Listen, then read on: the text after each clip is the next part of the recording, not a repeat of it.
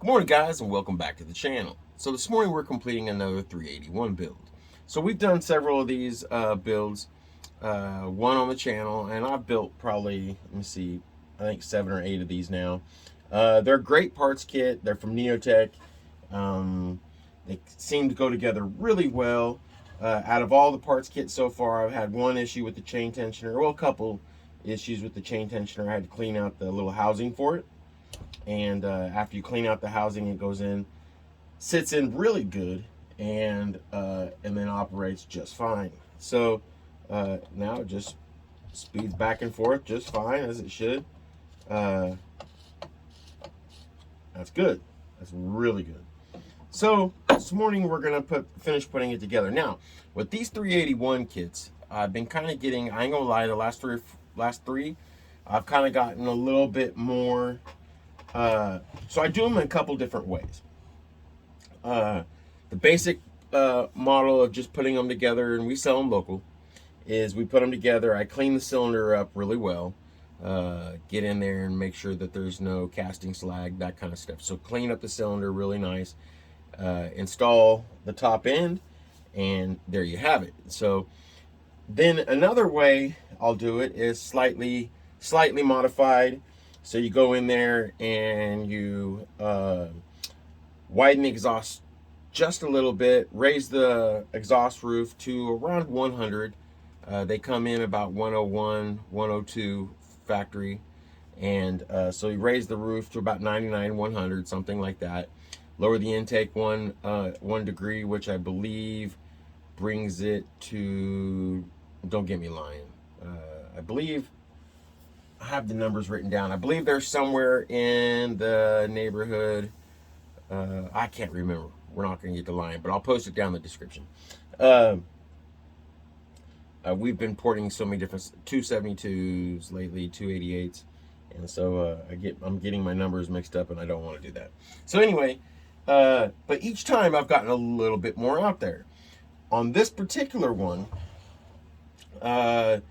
the timing is coming in, the intake is somewhere around 75 and 75, and the exhaust roof is opening at 98, and which is still in a good work saw category, to be just flat honest with you. It really is. You're not hyped up really hard, but yet you're starting to push it. Okay, so one of the things I haven't been doing, and I on purpose, I have the equipment to do it, but due to some medical issues, I'm wanting to grind less, okay? Meaning I have some carpal tunnel issues.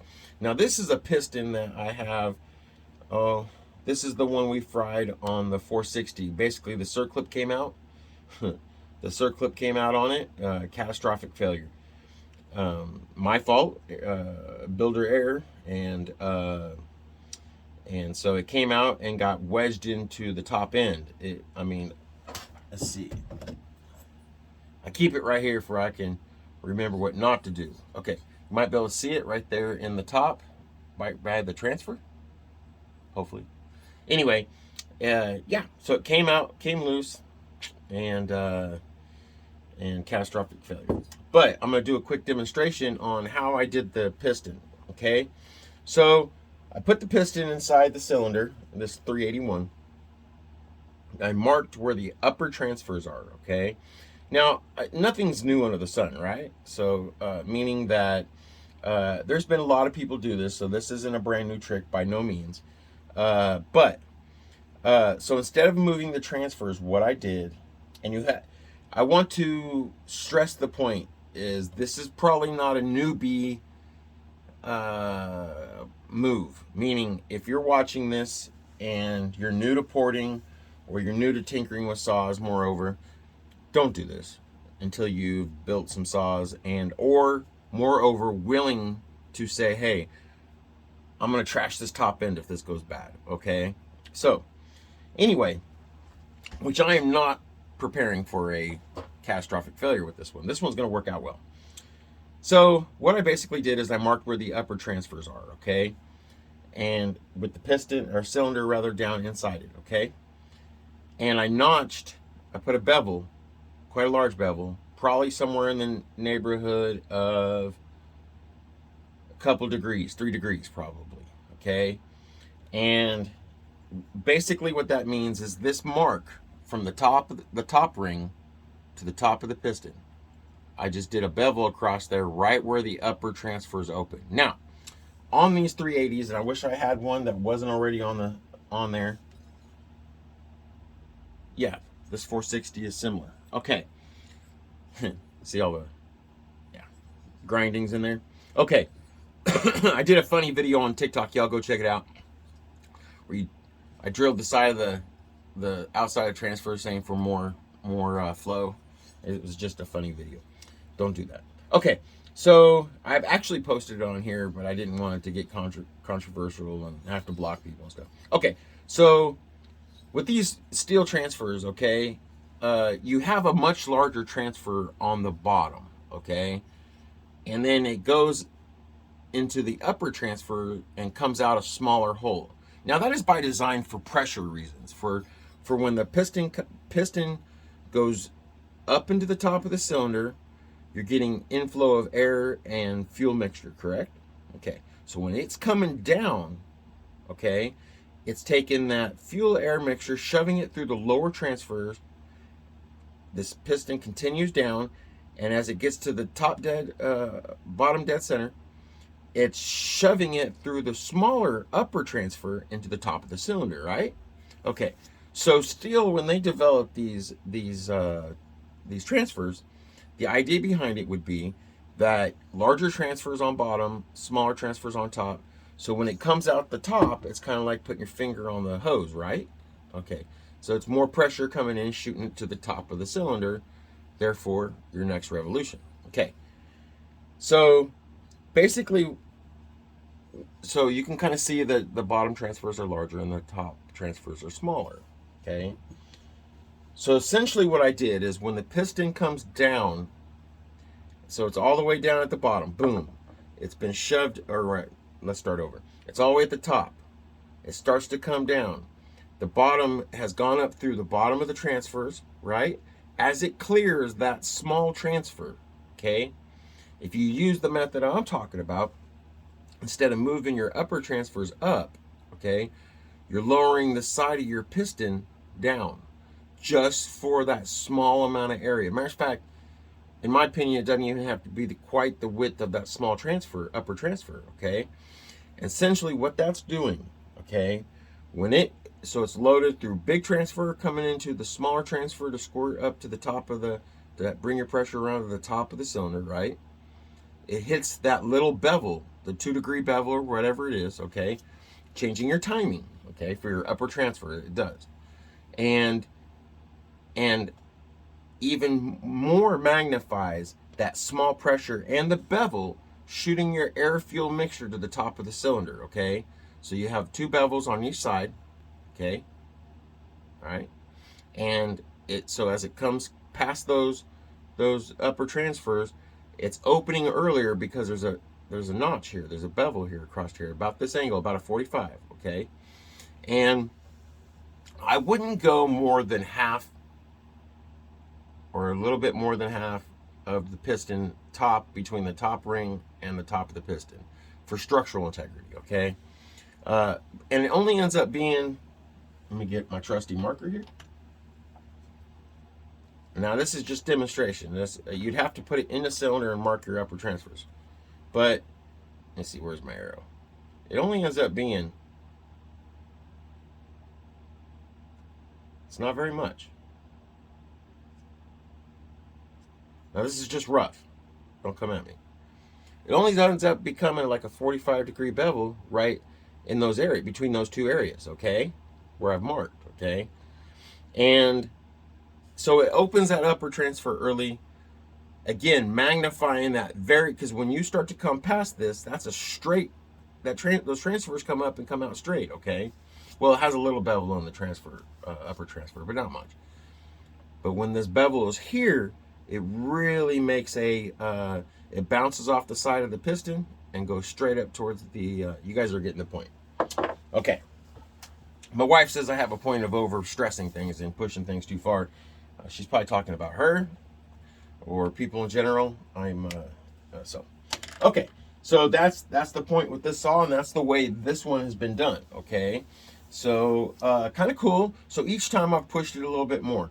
The 98 exhaust roof, okay, and the 75 intake was on the last 380. We did that same build. I may have gone about 1 degree lower on the intake side of this one. I'm pretty sure that it might, the lower, it might be about 1 degree or so lower on this one for the intake, to kind of help the whole method I just said, giving it more fuel. And so we're going to test how much more this saw does in performance just with those bevels, okay, with the piston bevel. And so there you have it. We're going to finish putting on our putting it together, do a first start, and build the whole thing. Now, this is kind of a cool trick if you guys haven't seen it. Now, again, can't take credit for it. I've seen it, and but I want to pass it along to you guys. This, you take a string and you wrap it around your rubber boot intake, okay? Probably many of you guys have seen this. Again, there's nothing new under the sun, right? And then, the string's coming off. When you go to put this together, you just pull it through your intake.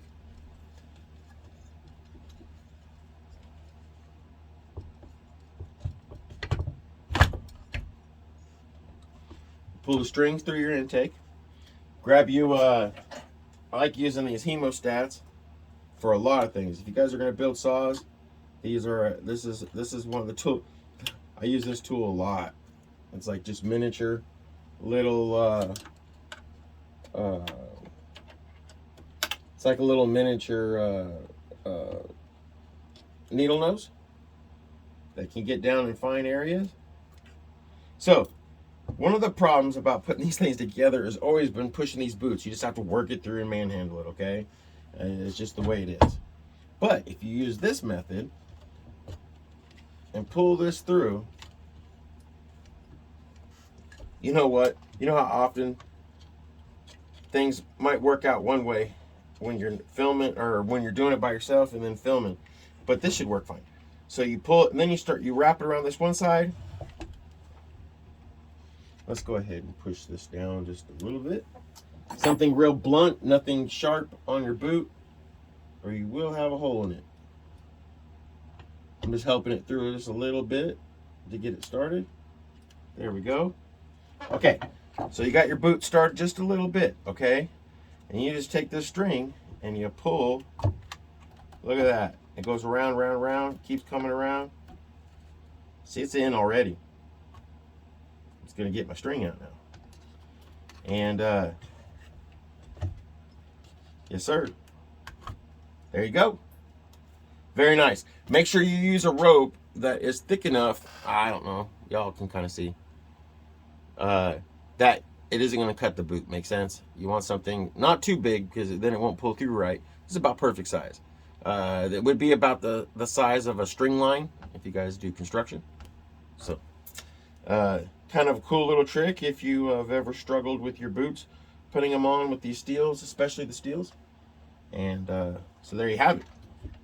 It's in, it's ready to go. Yes, sir. And I'm liking it. So we're going to finish putting this together. So essentially, I put the PTO side in, put the flywheel side in, installed my cylinder. After I put my case halves together, nothing to it. Yes, sir. Don't forget to put your impulse line on. It will not run. I've been there. So let's go ahead and let's go ahead and mount these tank screws. And this is a part of your anti-vibe system, guys. And not only does it mount the fuel tank to it, but it also it's part of your anti-vibe system. Up here is the other piece that mounts to the side of the, oh, we'll call it the carburetor housing thing up here. There's probably a more technical name for it.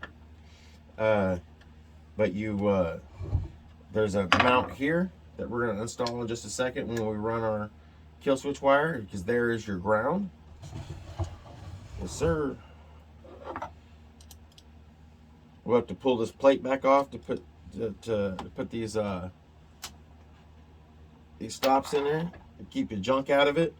So really all those are for is to keep the fines from getting in there and filling up your hole, corroding your bolt.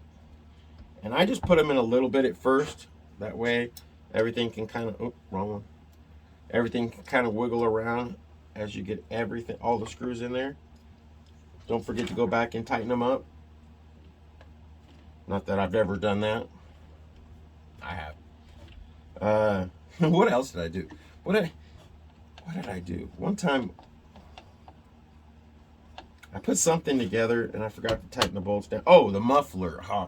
I was doing a cutting video for a short, trimming down logs. Most of my videos for shorts, guys, now I do a bunch of them. It's not just testing saws.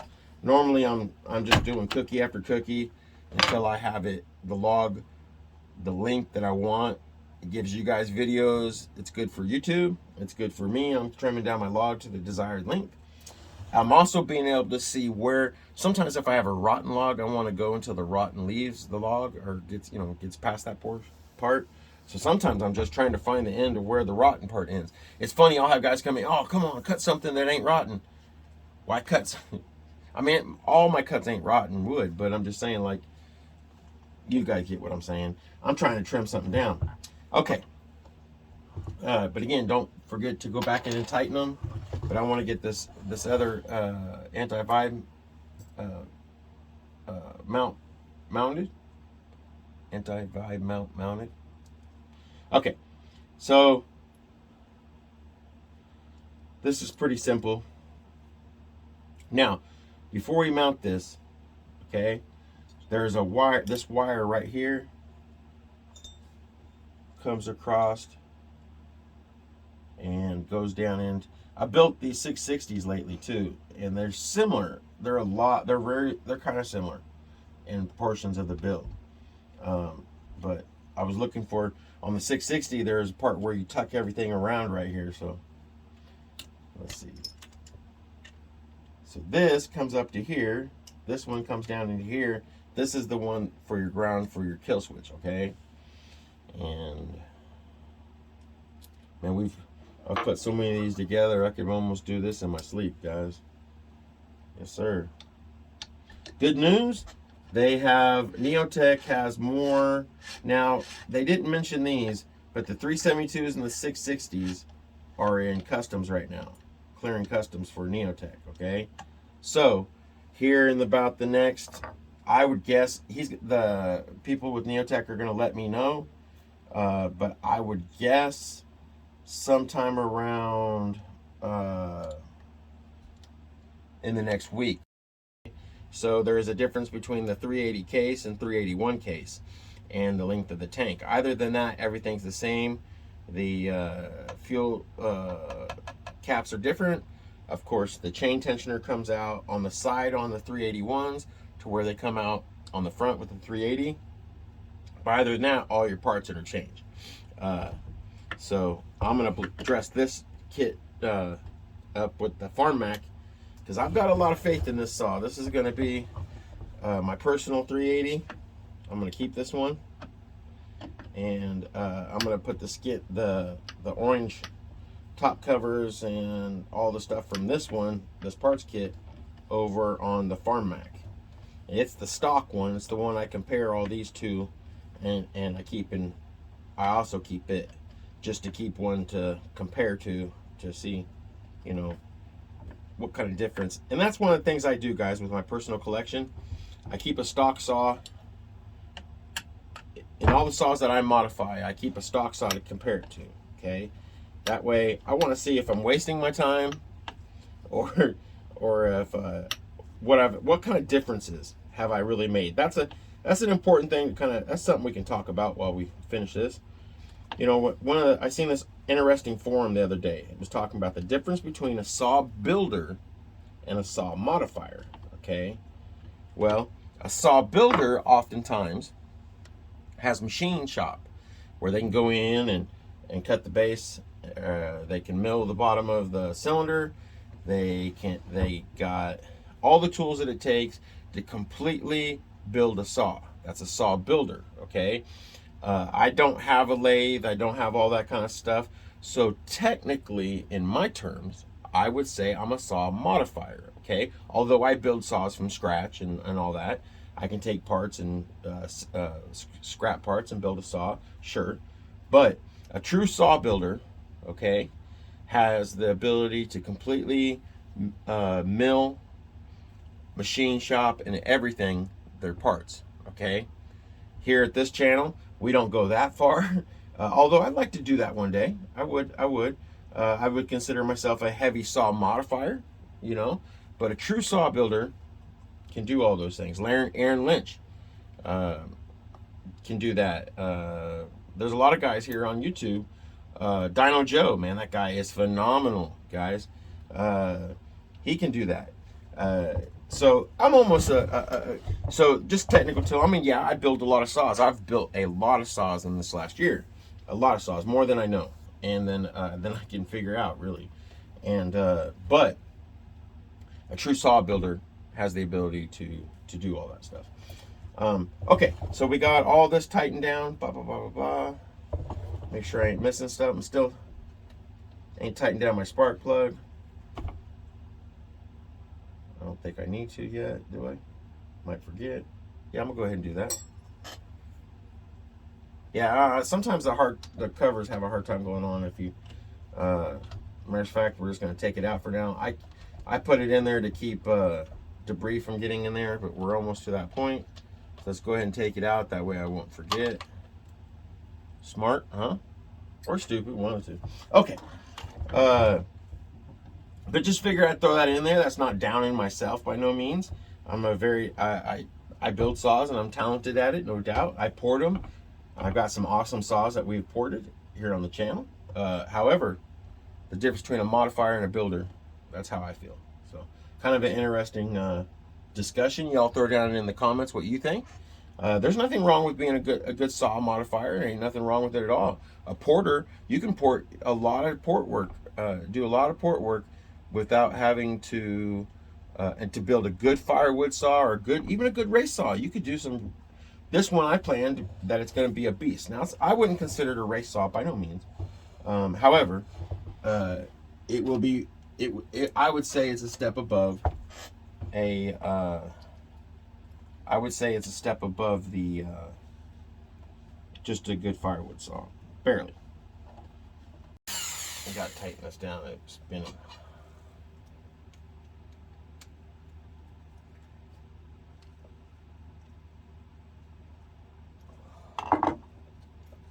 Okay, so here we are. We decided to cut it out instead of drill it.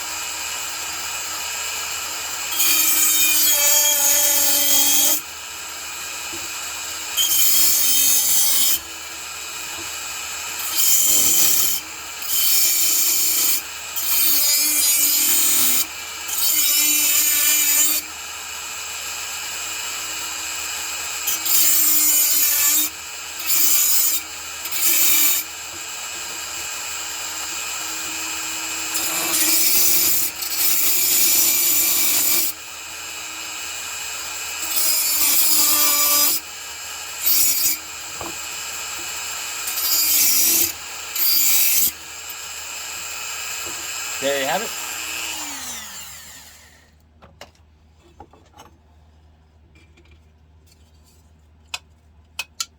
It gives you quite a bit of a bigger opening to come straight out there, and still allows some things to bounce around.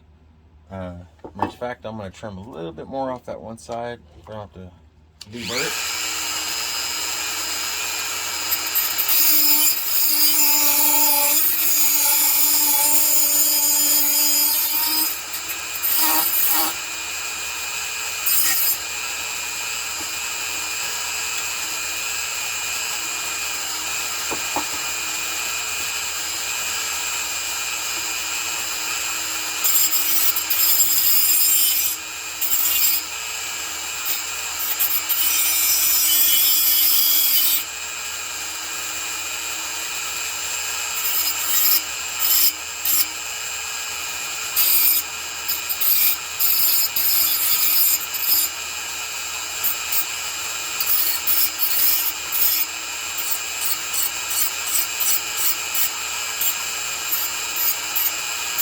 Kind of deburring it with the cutting tool.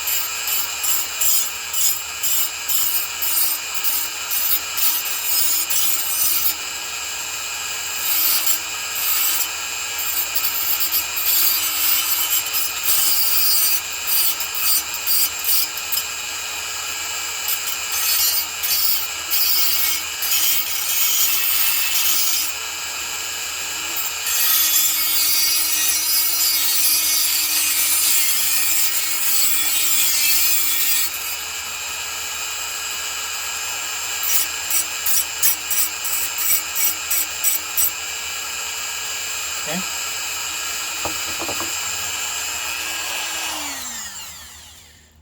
See, I get numb hands just doing a little bit of this stuff, guys. I'm gonna have to have a carpal tunnel surgery. Okay, let's get out a deburr. A little hook one works really good.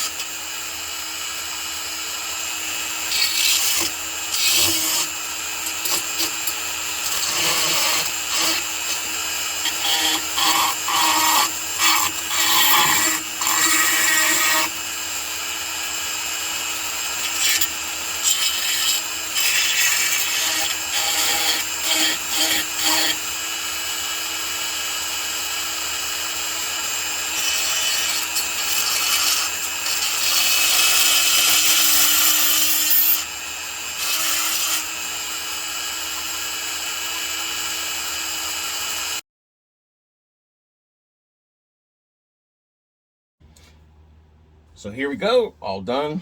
Yeah, so there is a few more differences that I didn't realize, okay? So after I got done with doing the muffler mod and put the muffler on, you guys have seen mufflers put on, so for the sake of the video being forever long, went ahead and cut that out. But, so, put the muffler on, did all that, put on the side covers. But, when I put the top cover on, one thing I never realized before, the 380 does not have a decomp and the 381 does. So there was no area for this to come through for the decomp. Now, the next thing is, that's fine, I could have put a plug in it, most of the time I do. However, it still doesn't fit right. The side bolt doesn't line up. Now, if that had been just the case, I'd probably just use the 2-bolt because I really wanted to put this on, but it is what it is. Now, I am going to go ahead and leave the starter and the clutch cover on, just because, why not? Looks pretty cool. And so I'll dress the other one up accordingly, or I'll figure it out later. But, so, first starts, let's go ahead and cut to that. Okay, so here you go, first starts. I usually don't show first starts because if they don't run, I throw them against the wall. No, I don't throw them against the wall. This is the cedar roller cabin we've been building, but here we go. Hadn't been started yet.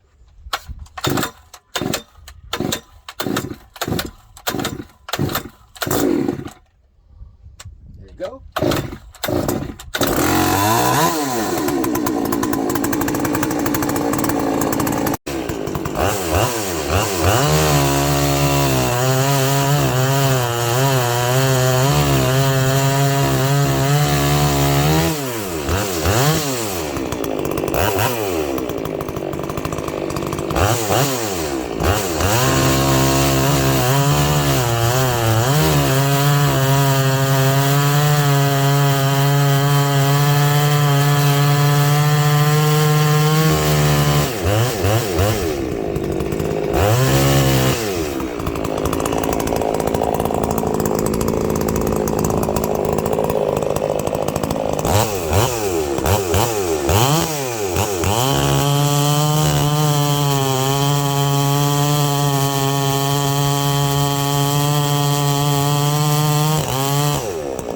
There you have it. Man, that thing's a beast, guys. I'm so happy with this saw.